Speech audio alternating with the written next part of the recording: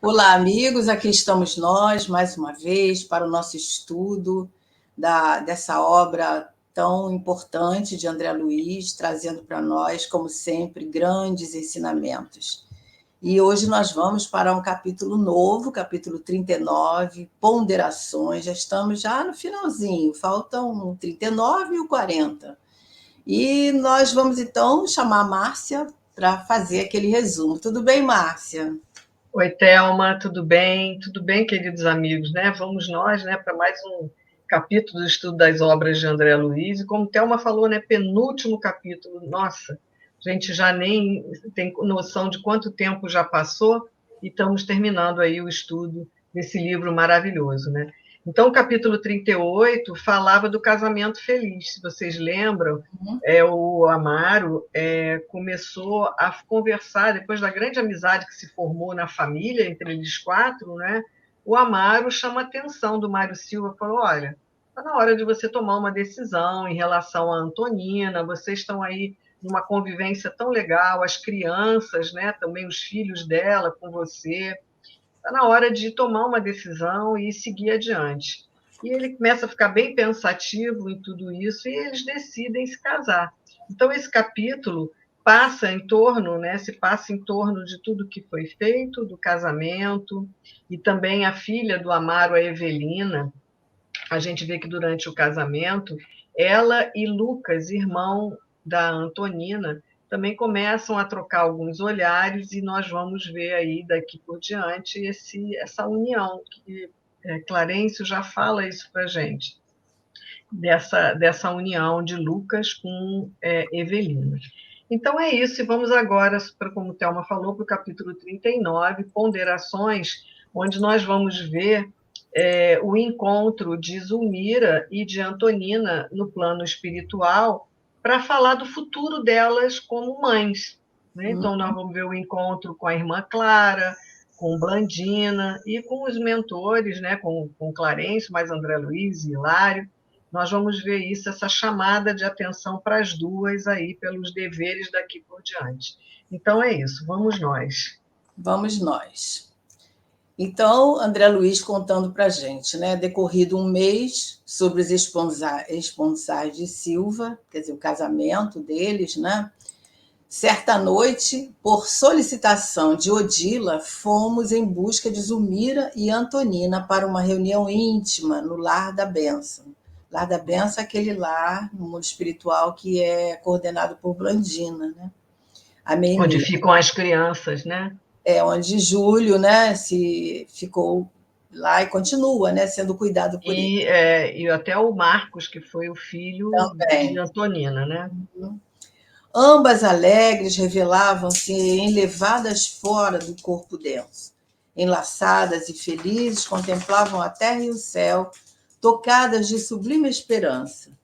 Reduzida a assembleia de amigos, aguardavam-nos no domicílio de Blandina, em meio de cativantes manifestações de carinho e de apreço. Dentre todas as afeições presentes, sobrelevava-se irmã Clara, que viera igualmente ter conosco. As duas excursionistas, ao contato daquele ambiente de genuína fraternidade, rendia-se ao êxtase da paz e da alegria. Parecia haver encontrado o paraíso, tão pura se lhes desenhava no semblante a exaltação interior. No recinto amplo que Blandina adornara de flores, permutavam-se frases amigas e consoladoras e impressões. Então, um ambiente bem acolhedor, né, onde elas se sentem assim muito assim, um sentimento até de êxtase, né, de uma alegria íntima muito grande. E até porque elas sabiam que seus filhinhos estavam lá, né?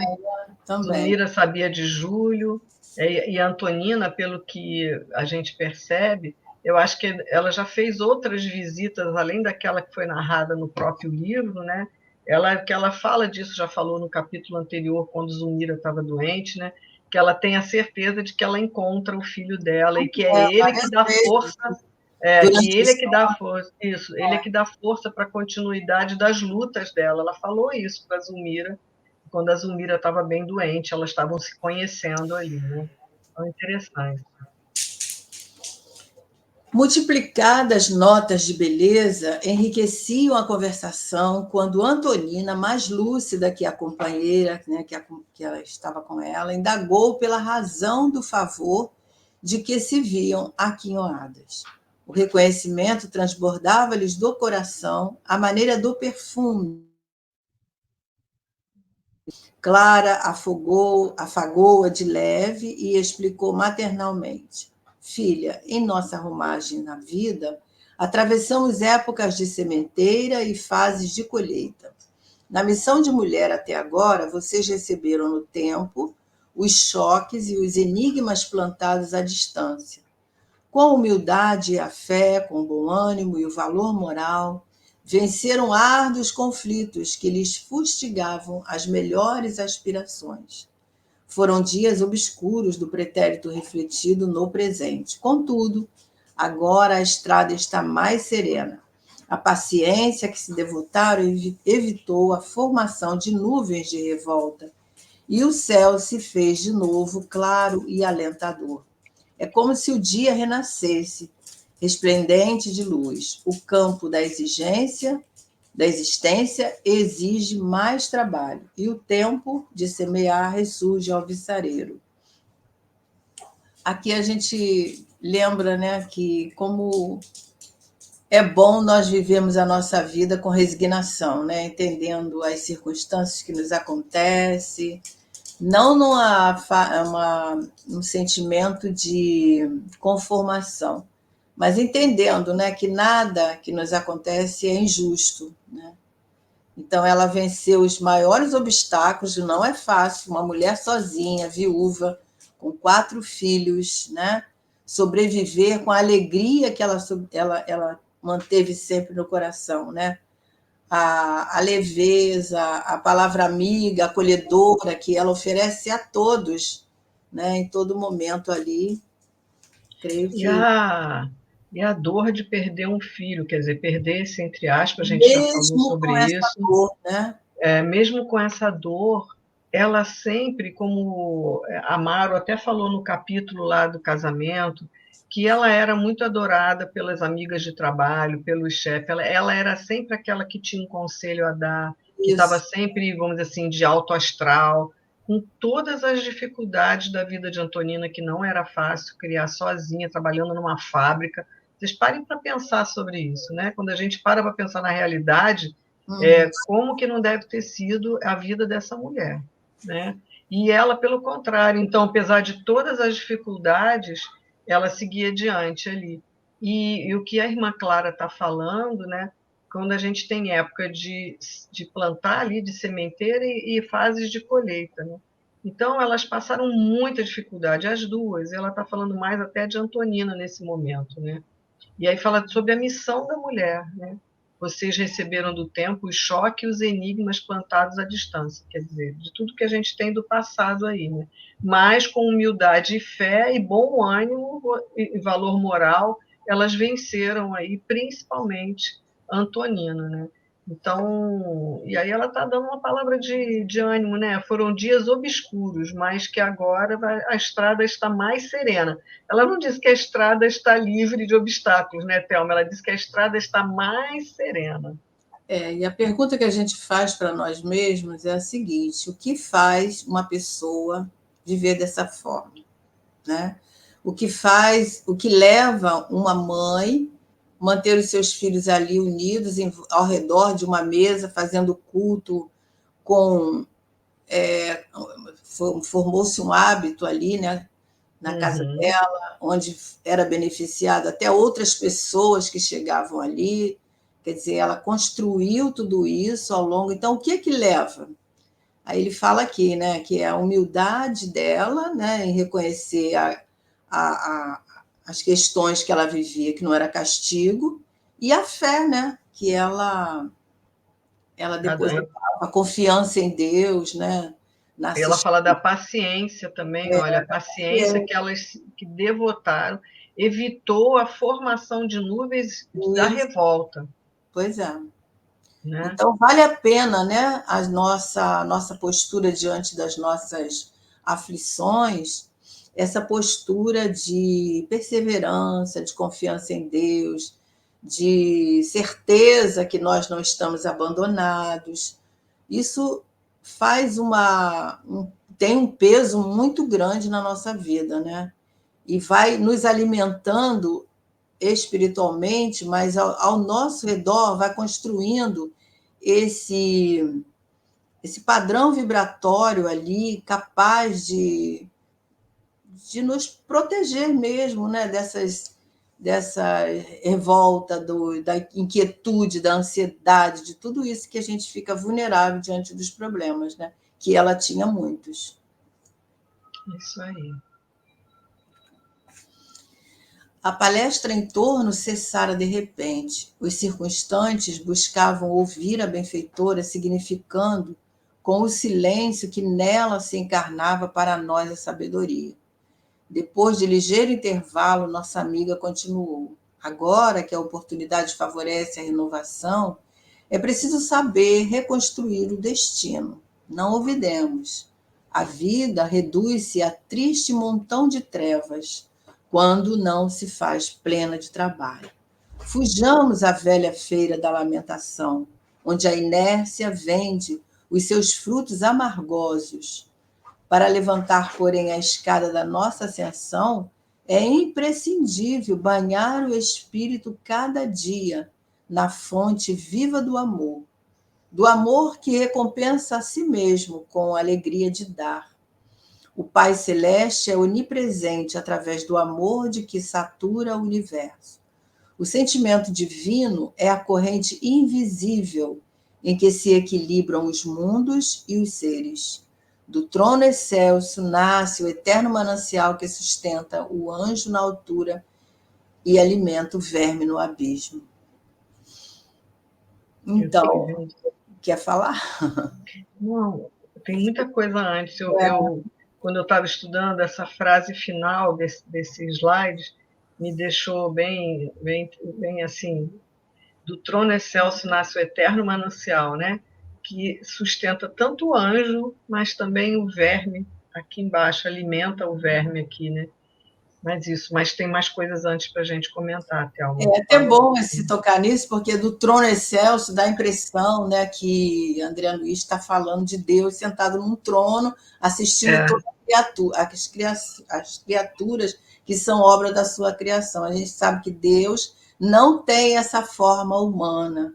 Então, ele usou essa expressão no sentido figurada, da sabedoria, né? Da providência divina, que assiste a todos nós, desde o anjo que está lá no mundo, nos mundos felizes, até o verme que ainda se encontra no abismo, né? É bom a gente ter essa visão de Deus como a sabedoria suprema, porque Deus não é pessoa, né? É uma energia, uma força maior. Bom, mas vamos lá para cima, que a gente tem algo a comentar aí, né? Ela fala que agora que a oportunidade favorece a renovação, é preciso saber reconstruir o destino, né? Então, eles vão reconstruir a cada dia, né? Estamos nesse processo de construção diante das oportunidades que surgem, que são aproveitadas, como ela fala aí no meio do texto, né? Que ela fez essa construção afastando, por exemplo, a gente nunca viu a Antonina se lamentando, né? Não, nenhuma vez. Nenhuma vez. E essa palavra amiga que ela tinha ali na sua qualquer um, né? Tanto que ela foi lá na casa da Odila, ela não conhecia a Odila, né? Quando ela a Zulmira. A Zulmira, desculpa. Ela não conhecia a Zulmira. Quando ela chega ali, como é que fala assim, o amor que ela tem nela mesma, né, é tão grande, a alegria, a capacidade de se doar, que ela senta ali ao lado da Zulmira e conversa, envolve a Zulmira, que a Zulmira chega até a melhorar, né, naquele instante. Isso é o que as pessoas que têm esse astral, que têm essa energia positiva, fazem conosco, né? Tem essa capacidade. E aí ela fala algumas coisas. Olha, ela fala que a vida reduz, fica um montão de triste, né? Triste montão de trevas quando a gente não trabalha. né? Quando a gente não fica só na lamentação, que ela vai falar isso. Então, ela fala ali, olha, que a gente fuja às questões da lamentação, que aí a gente só lamenta, a gente não trabalha e não segue adiante, né? Então, o que ela está colocando aqui. E aí ela fala que para a gente poder subir, a gente tem que banhar o espírito cada dia no amor, que o amor que recompensa em si mesmo com a alegria de dar. E a gente vê que Antonina era essa alegria em pessoa, no sentido da doação, né? E aí que isso que a irmã Clara está falando ali para elas, ela continua falando para poder dar uma despertada nas duas, ao ponto que ela quer chegar, na missão de Antonina, né, que a gente vai ver aí, de quem elas duas vão engravidar, né? A mulher é uma taça em que o todo sábio, quer dizer, Deus, né, deita a água milagrosa do amor com a mais intensidade para que a vida se engrandeça. Irmãs, sejamos fiéis ao mandato recebido. Em muitas ocasiões, quando nos prendemos à lama do egoísmo ou ao visco do ódio, poluímos o líquido sagrado, transformando em veneno destruidor. Guardemos cautela. O preço da verdadeira paz reside no sacrifício de nossas existências. Não há sublimação sem renúncia no castelo da alma, como não há purificação no cadinho sem o concurso do fogo que acrisola os metais. Clara fitou Antonina de modo particular e aduziu: Filha, nossa Zulmira compreende hoje, sem necessidade de maior incursão no passado, o santo dever de asilar o pequeno Júlio no santuário materno. Então, ali ela já tá decidido que Zulmira vai trazer Júlio de novo, né, para uma segunda tentativa como filho dela. E aí ela continua falando do papel da mulher, né, Thelma? Falou no slide anterior, continua falando nesse agora, que a mulher é uma taça em que o todo sábio deita a água milagrosa do amor com mais intensidade. Porque ela está ali fazendo, né? Porque Antonina já teve 4 filhos, apesar da pouca idade, né? Ela nos apresenta com 32 anos, foi o que a gente soube, né, no capítulo passado. Então, ela está querendo levar ela e dizer assim, olha, mas vai ter uma quinta, né? Então, ela está... os espíritos são, assim, fantásticos, né? Não chegam, você vai fazer, não. Ela vem falando da necessidade desse papel dela, depois ela ainda vai falar mais, e fazendo com que ela chegue à conclusão da responsabilidade dela de uma próxima gravidez de um espírito que vai vir através dela, né? Então, mas mesmo assim ela vai dando lição para todos nós, né? Quando nos prendemos à lama do egoísmo ou ao ódio, poluímos o líquido sagrado, transformando em veneno destruidor, né? E aí talvez ela esteja falando das mães que não querem saber também de engravidar, ou de... As mães que rejeitam seus filhos. Que rejeitam seus filhos, aquelas que cometem aborto. Então, ela está falando aí do papel da mulher, né? Essa fala aí da irmã Clara. Irmã Clara. Uhum. Lembrou aquele capítulo lá no Missionários acho que é Missionários o último que a gente estudou, né?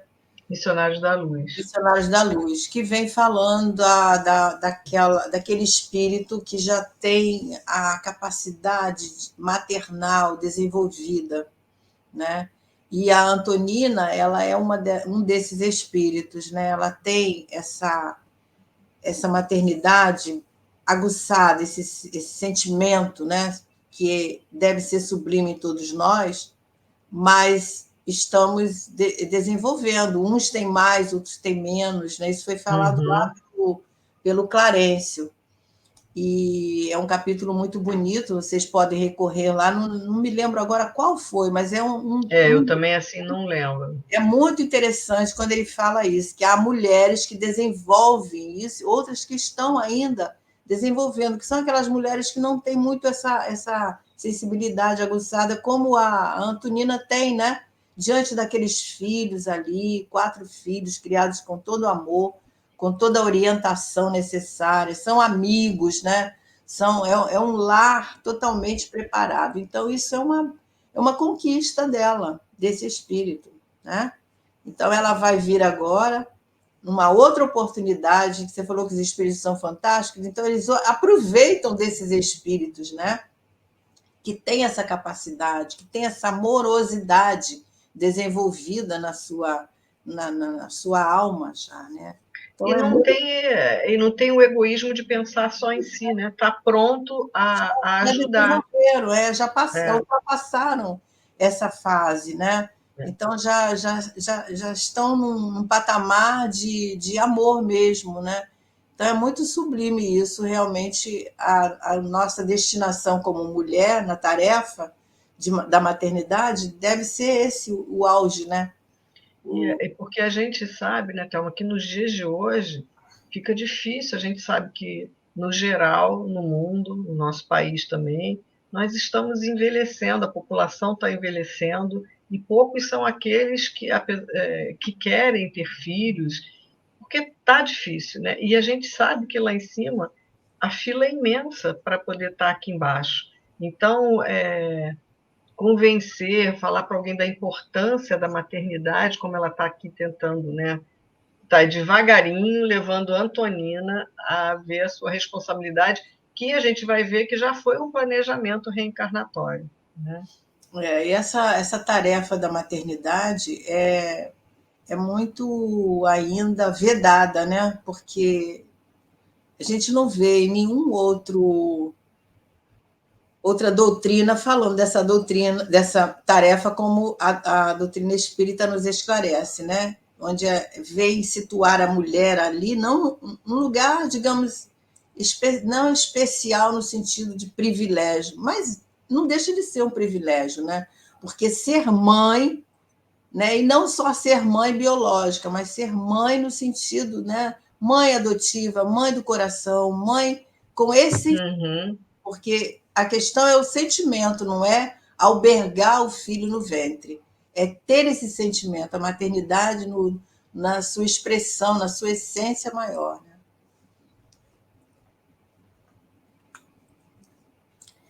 Percebemos que a instrutora, registrando o imperativo do descanso mental para a segunda esposa do ferroviário, que vinha de terminar longas refregas na preservação da própria saúde, buscava poupar-lhe exercícios mnemônicos. Nossa amiga prosseguiu, indicando Zulmira com o olhar. Está consciente de que a maternidade a espera em tempo breve? E, aliás, a pergunta vem depois, né? Nossa amiga está consciente de que a maternidade a espera em tempo breve. E você? Né, ela diz. Com a radiante bondade que habitualmente lhe marcava a expressão fisionômica, acentuou. Recorda-se das experiências antigas e permanece atenta às razões que lhe inspiraram o segundo matrimônio? Ante a surpresa que se estampou no semblante da interpelada, a orientadora, num gesto que nos era conhecido, nas operações magnéticas de Clarencio, acariciou-lhe a fronte de leve e repetiu: lembre-se, lembre-se. E ela está ali induzindo ela a lembrar, né? Fazer uma regressão aí de memória, a Uhum, voltar numa vida anterior, né? E isso. aí ela está falando, recorda-se das experiências antigas, né? E por que que você casou de novo? Vamos lá ver, né? Bafejada pelo poder de irmã Clara em determinados centros da memória, Antonina fez-se pálida e exclamou, controlando a própria emoção: sim, sou eu a cantora. Revejo dentro de mim os quadros que se foram, os conflitos no Paraguai, uma chácara em Luque, a família ao abandono, José Esteves, hoje Mário. Sim, percebo o sentido das minhas segundas núpcias. Denotando aflição no olhar, acrescentou: e Leonardo? Onde está Leonardo, o infeliz? Não precisa dilatar reminiscências, disse Clara. Não nos achamos no gabinete de experimentos, e sim numa reunião fraternal. Fitando-a significativamente, ajuntou: basta que você se recorde. Né? Então, agora ela vai ver que tudo tem um sentido, né? De ela hoje estar ressarcindo, né, esses débitos contraídos aí, que todos nós temos, né, com essas situações do passado aí. Quantas coisas, né, ela esteve envolvida nessa última existência, né? E aí a gente, para recordar, que ainda não tem na memória, né? A Antonina foi a Lola Ibarruri, não é isso? Que era casada com que naquela época o Mário Silva, eu acho que era Esteves o nome dele, José Esteves, isso mesmo, hoje Mário, e ela tinha filhos e tudo, e ela acaba deixando ele pelo Leonardo, que É, nessa vida atual veio ser o avô dela, mas já desencarnado há bastante tempo. E ainda em muitos sofrimentos. Vocês lembram que no início do livro ele ficava ali, desencarnado, dentro da casa dela, né? de Ali culpa, naquele né? ambiente, né? Naquele É, ambiente de culpa e, enfim, e sempre maldizendo aquele que ele mata através do envenenamento, né? Ele causa a desencarnação do José Esteves, que hoje é o Mário, pelo envenenamento. Então, Blandina, Clara está fazendo com que ela se recorde disso, para ela ter noção qual é a missão dela frente ao Leonardo, que ela acaba levando ele a essa desgraça em função dessa traição aí, né?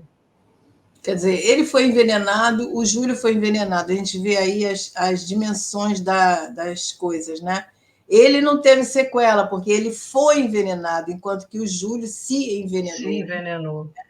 Então, ele não tem todo aquele preparo que o outro está passando, o Júlio, né, está passando, porque Uhum, não foi ele que causou, né? exatamente.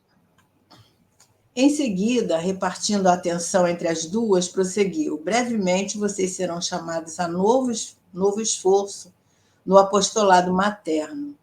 Zulmira recolherá o nosso Júlio na concha do coração e você, Antonina, restituirá a Leonardo Pires, seu avô e associado de destino, o tesouro do corpo terrestre. No santuário doméstico, as afeições transviadas se recompõem a fim de que possamos demandar o futuro ao clarão da felicidade. Filhas, ninguém avança sem saldar as próprias contas com o passado. Paguemos desse modo os débitos que nos aprisionam aos círculos inferiores da vida, aproveitando o tempo de detenção no resgate, em maior aprimoramento de nós mesmas. Amemos aperfeiçoando-nos. Identifiquemos no lar humano o caminho da nossa regeneração.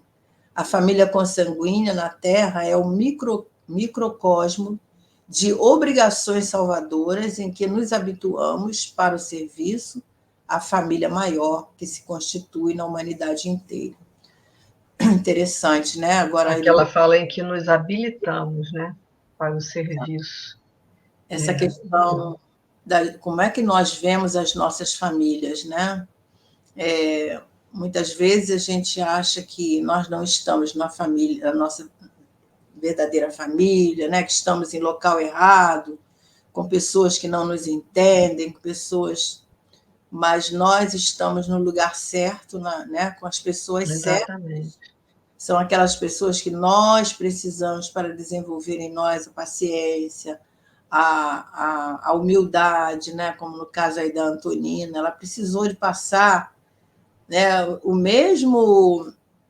mesma circunstância que ela abandonou seus filhos, ela E foi ela abandonada foi abandonada. pelo marido, né, em circunstâncias diferentes, porque ele desencarnou, mas ela viveu na pele, né, o que é a educação de 4 filhos sozinhos.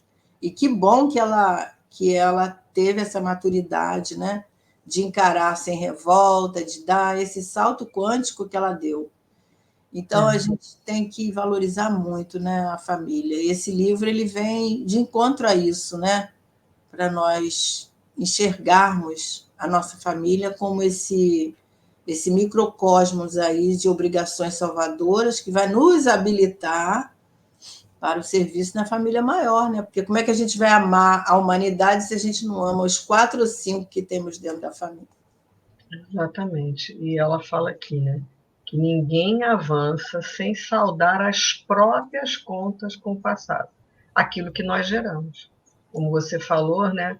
Não é uma questão assim, né? Pão, pão, queijo, queijo, né? Abandonou o marido com os filhos, agora ela foi aqui abandonada e um tempo depois o marido desencarnou. Mas abandonou, tanto que os meninos mais velhos, se vocês lembram, tinha como se fosse, querendo, no estudo do Evangelho, a questão do perdão que ela trabalhou, do perdão ao pai, porque eles achavam que o pai deixou tanto na miséria que o irmãozinho Marcos acabou desencarnando com a doença que teve lá, não sei se pneumonia, eu não lembro agora o detalhe. Mas a gente vê o quanto ela tinha resignada. Então, assim, o que eu quero dizer é que as coisas não acontecem assim, porque fez isso, vai passar por isso. Isso depende de cada compromisso, daquilo que a gente planeja para a nossa reencarnação. A questão é que nós vamos nos ajustar a esses débitos do passado. Né? E no caso dela, esse planejamento foi mais ou menos isso aí. Né? Então, ela está falando aqui, né? Paguemos desse modo os débitos que nos aprisionam, porque enquanto a gente não se libertar disso, a gente não cresce. E ela ainda fala que aproveitando esse tempo na detenção, no resgate, para que a gente possa se aprimorar, né? Sem revolta, né? Amando, sendo paciente, e é o que a Antonina é, né? O parente necessitado de tolerância e carinho representa o ponto difícil que nos cabe vencer, valendo-nos dele para melhorar-nos em humildade e compreensão. Um pai incompreensivo, um esposo áspero ou um filho de condução inquietante simbolizam linhas de luta benéfica, em que podemos exercitar a paciência, a doçura e o devotamento até o sacrifício. Especialmente no tocante aos filhos, não nos esqueçamos de que pertencem a Deus e à vida, acima de tudo. Na esfera carnal, a providência divina nos sela a memória do favor do renascimento, envolvendo-nos com o sopro renovador de abençoada esperança. Por isso mesmo, não nos cabe olvidar que os filhos são sempre laços preciosos da existência, requisitando-nos equilíbrio e discernimento em todas as decisões, para desobrigarmos de grande tarefa que a maternidade nos impõe. É imprescindível entender-lhes o psiquismo diferente do nosso, a exigir muitas vezes um tipo de felicidade que não se harmoniza com o nosso modo de ser. Um parente necessitado necessita um parente necessitado de tolerância e carinho representa um ponto difícil que nos cabe vencer. Nossa, e como a gente vê, e às vezes desde pequenininho, né? Pensando aqui, eu que sou vovó, nos desafios, porque a gente fica, nossa, a gente tem muitos desafios em casa, às vezes com o filho, às vezes com o marido, às vezes com uma irmã, né? Às vezes com a mãe, com o pai. Quantos desafios a gente tem, né? Ó, ela está falando, né? Um incompreensível, um esposo áspero, um filho de condução inquietante, mas são lutas que a gente tem que travar, né? E aquela fala, não exercitar, né? Às vezes, essas pessoas mais difíceis nas nossas vidas são os nossos professores, né? Professor de paciência, professor de amor, professor, né, de devotamento. São, né? A gente exercita muito. Eu acho que é o exercício onde a gente vai caminhando, quando a gente vai tendo mais idade, você vai olhando para trás e vai vendo como nós desenvolvemos, por exemplo, a tolerância, coisas que a gente se torna indiferente, não tem tanta relevância quanto tinha no passado, né? Que a gente começa a ver as coisas que acontecem hoje como coisas pequenas, né? Por quê? Porque crescemos, né? Crescemos. E a gente tem que agradecer essas pessoas, às vezes difícil a convivência, mas benéfico para nós, né? Na nossa, como espíritos que somos. saibamos assim prepará-los sem egoísmo. Ela está falando dos filhos aqui, porque a gente não comentou essa parte importante, né? Que ela fala que nossos, aqui com outras palavras, nossos filhos são espíritos, né? E são filhos de Deus primeiramente, né? Não são nossos filhos. Então a gente tem que preparar esses filhos, né? Dito lá no Santo Agostinho, para caminhá-los ao bem, né? Caminhá-los a Deus. Né? Aí ela fala aqui: saibamos assim prepará-los sem egoísmo para o destino que lhes compete. O carinho escravizante assemelha-se a um mel envenenado, enredando-nos na sombra. Então a gente não pode, né, oferecer o carinho demasiadamente.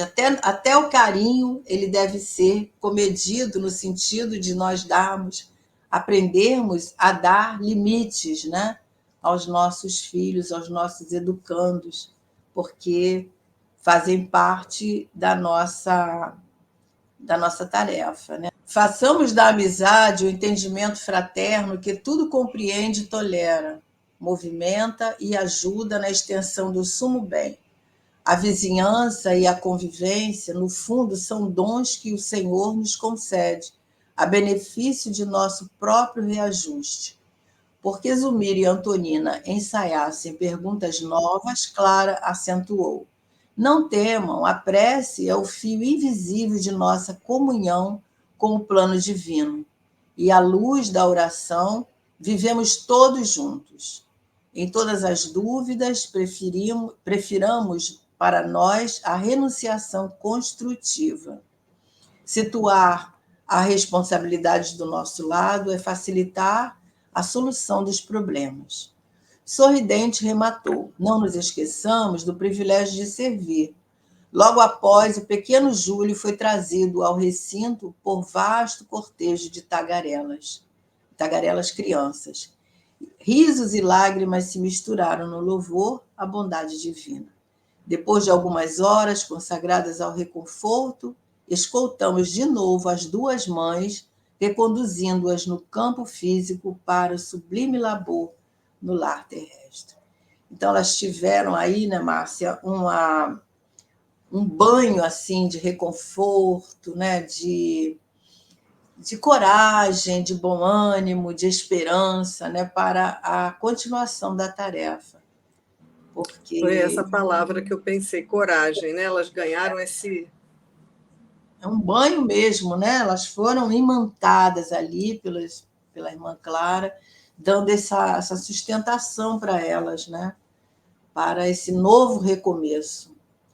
E também chamando a missão, a responsabilidade daquilo que elas mesmas, né, planejaram de alguma forma, Isso. Principalmente a Antonina, né, porque aquela irmã Clara deixa claro, e nós vamos ver até, a irmã Clara deixa claro, é ótimo, né, mas nós vamos ver até no próximo capítulo que isso estava no planejamento reencarnatório dela mesma, né, trazer de novo o Leonardo Pires para sua família, né, já que ele foi o avô e agora ele vai vir como filho dela.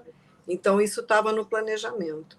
Bom, e é isso. E assim nós terminamos esse capítulo, né, Thelma?